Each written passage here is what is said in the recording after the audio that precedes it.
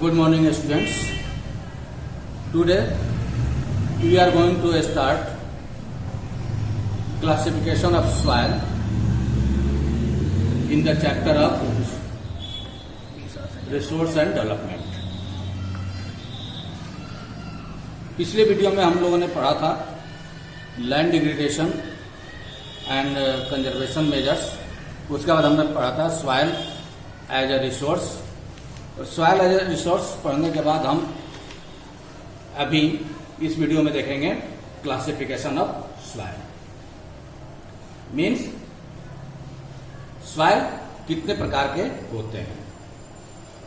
Okay, India has varied relief features. India has varied relief features, land forms, climatic realms and vegetation types. These have contributed in the development of various types of soil. तो इसमें हम देखते हैं कि भारत में अनेक प्रकार के रिलीफ फीचर्स यानी ऊंचावच, जिसको कहते हैं रिलीफ को ऊंचावच कहते हैं, ठीक है, मतलब कि ऊंची नीची जमीन, ठीक है।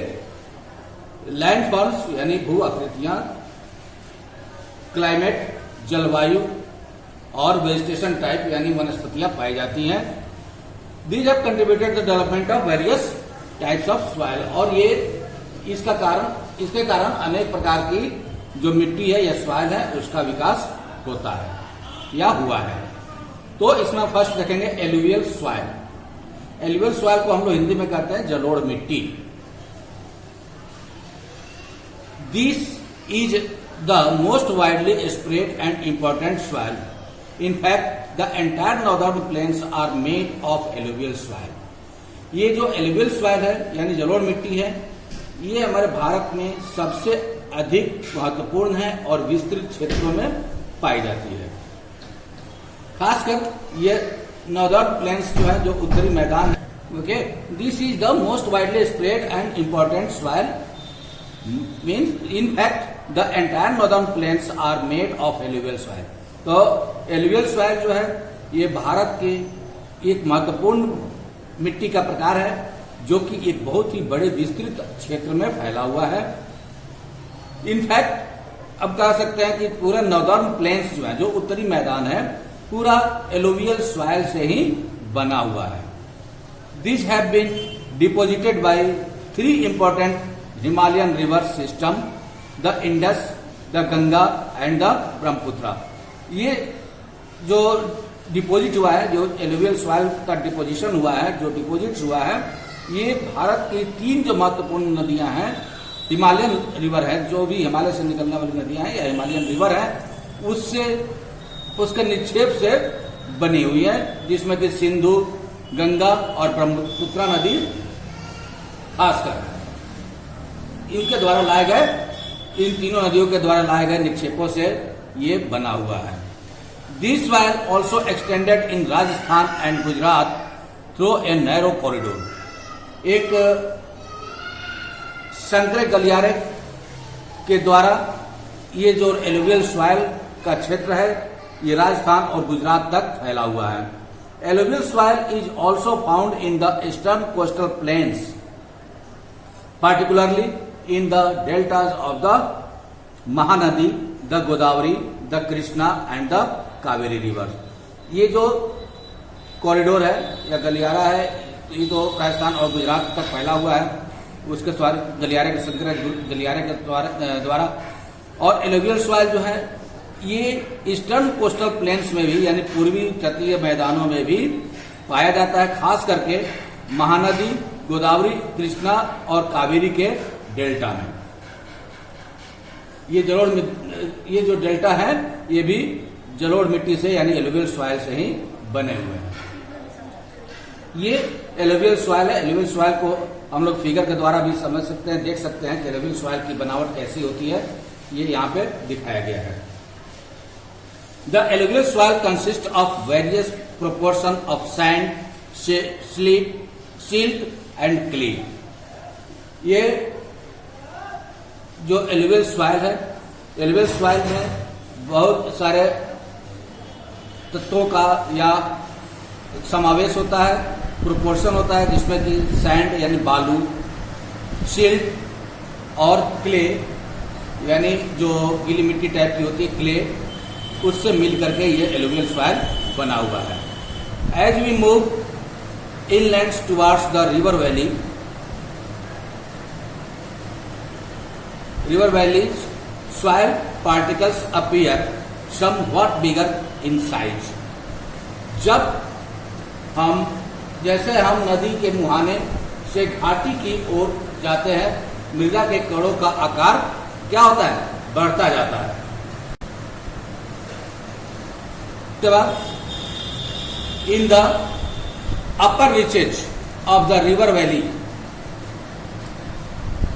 यानी नदी घाटी के ऊपरी भाग में, that is near the place of the break of slope, the soils are coarse. उसके बाद नदी घाटी के ऊपरी भाग में, जैसे ढाल भंग के समीप यानी ब्रेक ऑफ स्लोप, यानी जहां से स्लोप होता है, ढलान शुरू होता है, वहां पे जब ब्रेक हो जाता है वहां तक, है ना, क्या होता है? सॉइल आर कोर्स, यानी उनके कण जो है, मिट्टी के कण क्या होता है?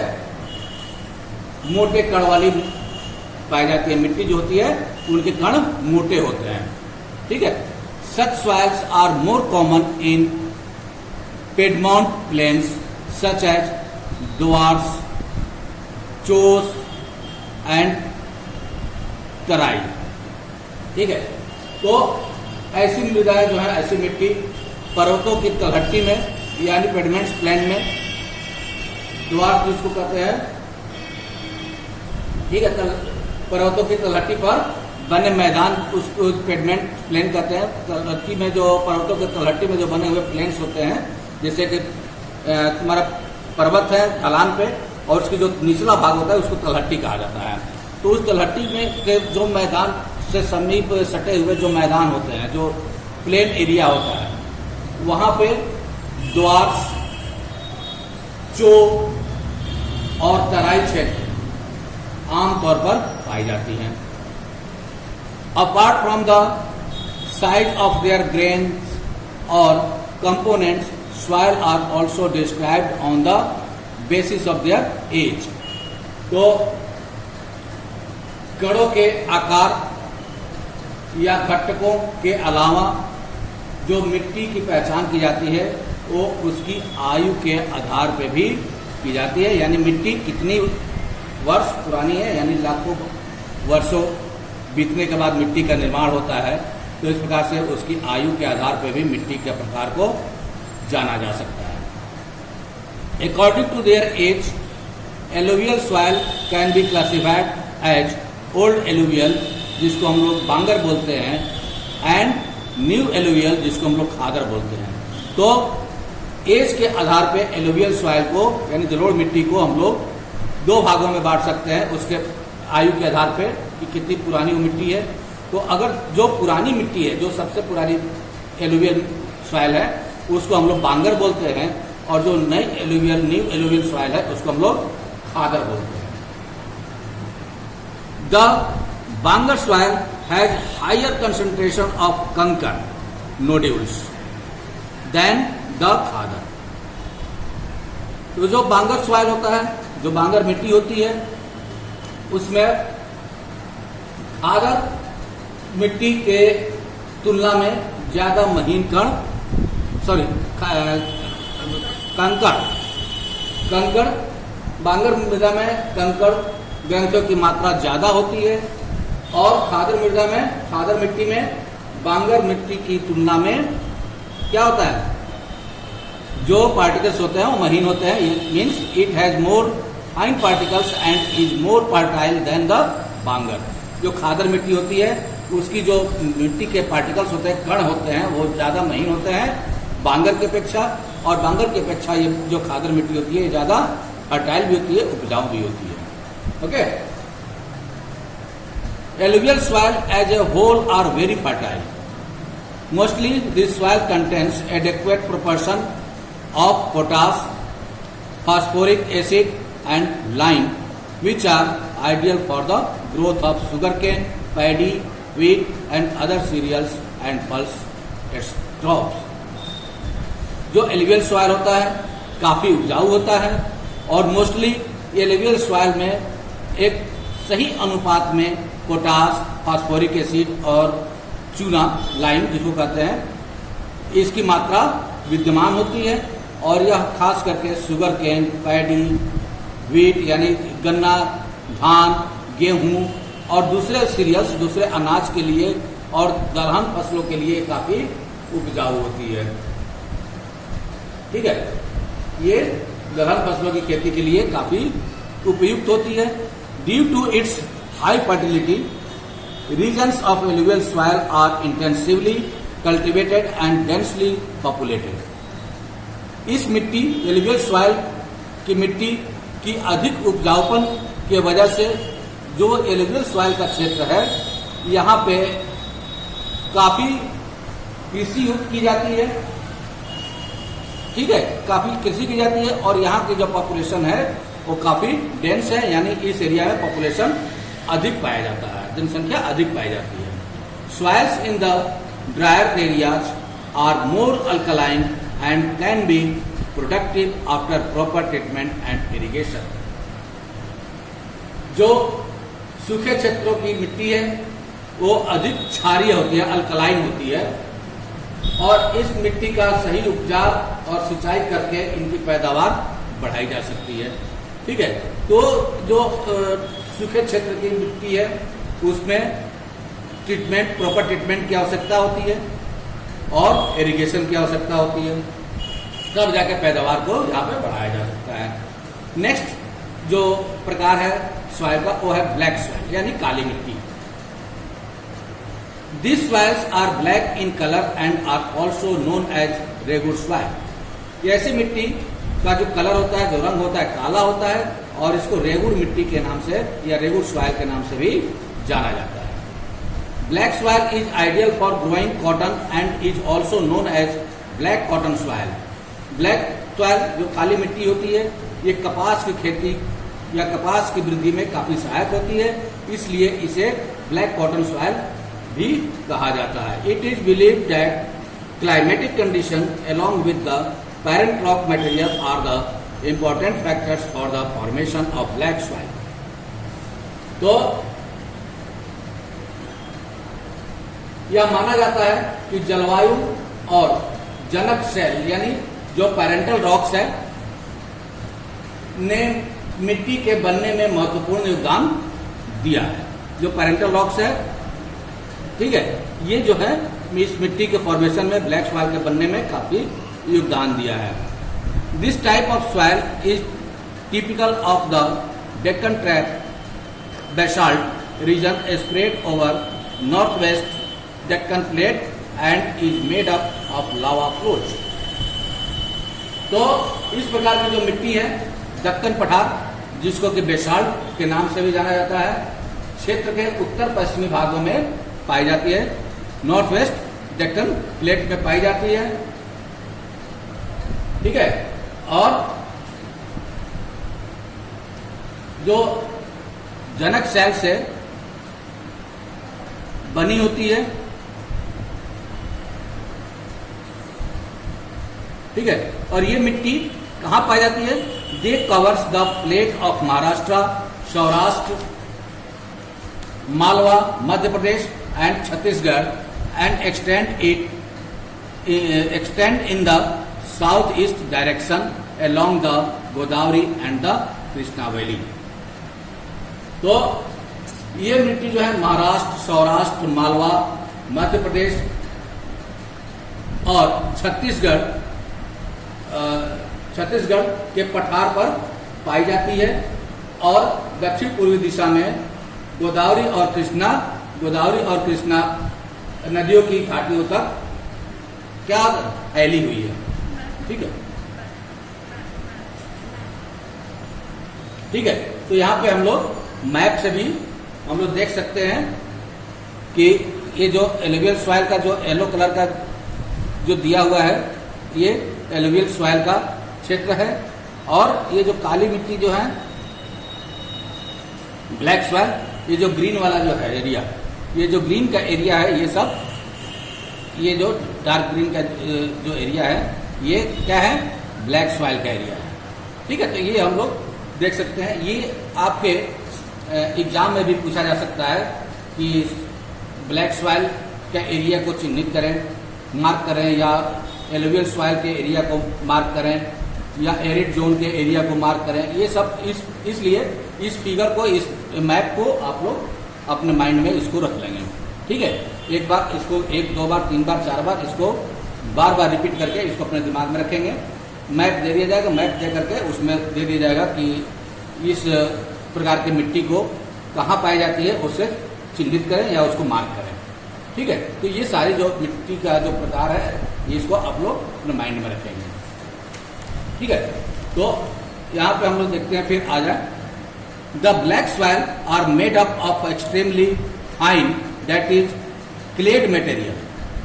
जो ब्लैक सॉइल होता है वो कैसे बनता है, ये एक्सट्रीमली फाइन क्ले मटेरियल से बनता है, यानी बहुत ही महीन कणों से मिल करके ये इसका काली मिट्टी का निर्माण होता है, ब्लैक सॉइल का निर्माण होता है। They are well known for their capacity to hold moisture.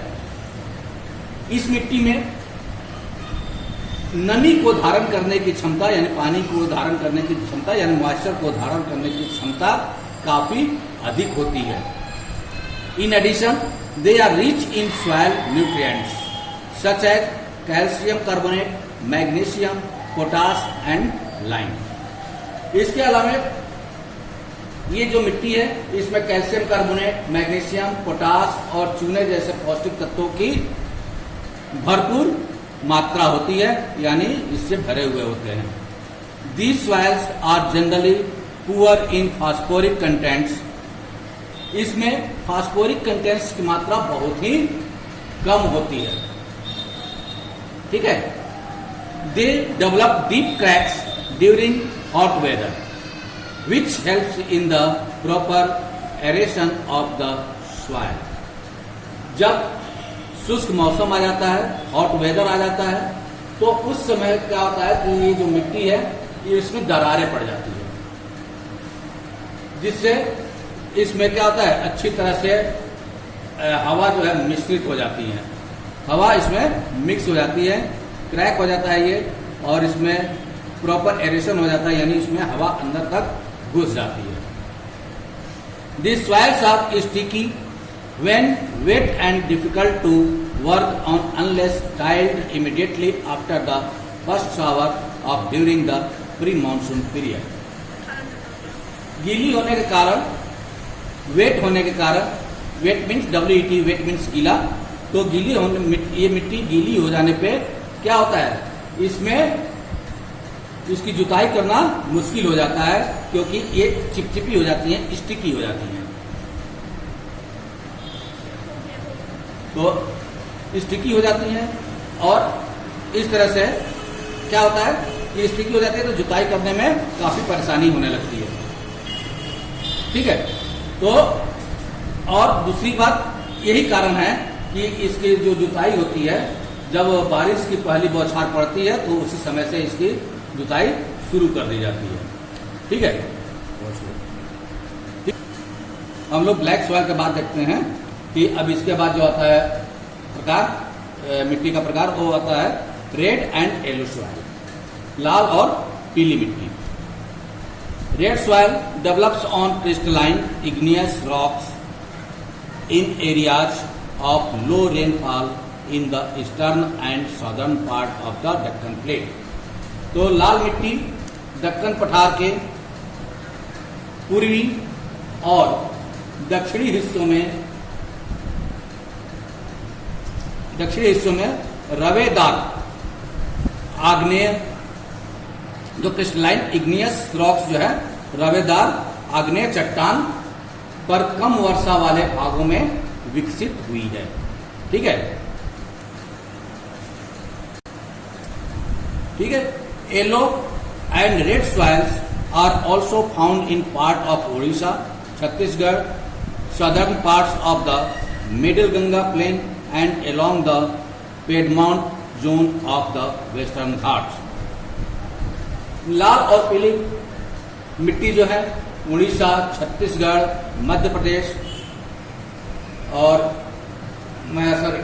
Chhattisgarh और ये क्या नाम है, southern part of the middle Ganga, यानी जो मध्य गंगा है, मध्य गंगा के दक्षिणी भाग में पश्चिमी घाट में पहाड़ी पद पर पाई जाती है। ठीक है, पेडमॉन्ट जोन में, वेस्टर्न घाट के पेडमॉन्ट जोन में पाई जाती है। This soils develop a reddish colour due to diffusion of iron in crystalline and metamorphic rocks. तो इस सॉइल का कलर जो है रेड क्यों होता है? तो ये रेड होता है कि इस मिट्टी में लाल रंग के रवेदार आग्नेय चट्टान और रूपांतरित चट्टानों के लौह धातु यानी आयरन और जो है ये पाया जाता है, जिसके कारण ये लाल होता है। और इसके पीले होने का कारण क्या है? It looks yellow when it occurs in a hydrated form. जब ये हाइड्रेटेड फॉर्म में आ जाती हैं तब इसका रंग पीला हो जाता है। ठीक है, उसके बाद आता है लेटराइट सॉइल यानी लेटराइट मिट्टी। Laterite has been derived from the Latin word later which means brick. Laterite word जो है ये लैटिन वर्ड लेटर से निकला है, जिसका अर्थ होता है ब्रिक यानी ईंट। The laterite soil develop in areas with high temperature and heavy rainfall. जो लेटराइट मिट्टी है, लेटराइट मिट्टी का निर्माण, ठीक है, तो लेटराइट मिट्टी जो है ये कहाँ डेवलप होता है? ये the laterite soil develops in area with high temperature, जो उच्च ताप पे, यानी जो आपका उष्ण कटिबंध जो होता है, हाई टेम्परेचर जहां पे उष्ण कटिबंध एंड हेवी रेनफॉल, जहां पे हेवी रेनफॉल होता है वहां पे लेटराइट मिट्टी डेवलप होती है। This is the result of intense leaching due to heavy rain. और हेवी रेन की वजह से क्या होता है? यहाँ इसमें आर्द्रता पाई जाती है। ठीक है, humus contents of the soil is low because most of the micro organisms particularly the decomposers like bacteria get destroyed due to high temperature। तो यह भारी वर्षा से अत्यधिक वृक्षालन का परिणाम है। ठीक है, और यह आर्द्र इन क्षेत्रों में जो उष्णकटिबंधीय तथा उपोष्णकटिबंधीय जलवायु क्षेत्र हैं, इसमें आर्द्र तथा शुष्क ऋतुओं में एक के बाद एक आने के कारण होता है। यह भारी वर्षा से अत्यधिक वृक्षालन यानी लीचिंग का परिणाम है।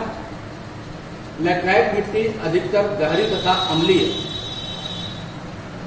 ठीक है, पीएच वैल्यू इसका होता है 6.0 से कम। पीएच वैल्यू आप लोगों ने पढ़ा होगा साइंस में कि पीएच वैल्यू क्या होता है। पीएच वैल्यू इसका 6.0 से कम होता है। इसमें सामान्यतः पौधों के पोषक तत्वों की कमी होती है। ठीक है, पोषक तत्वों की कमी होती है।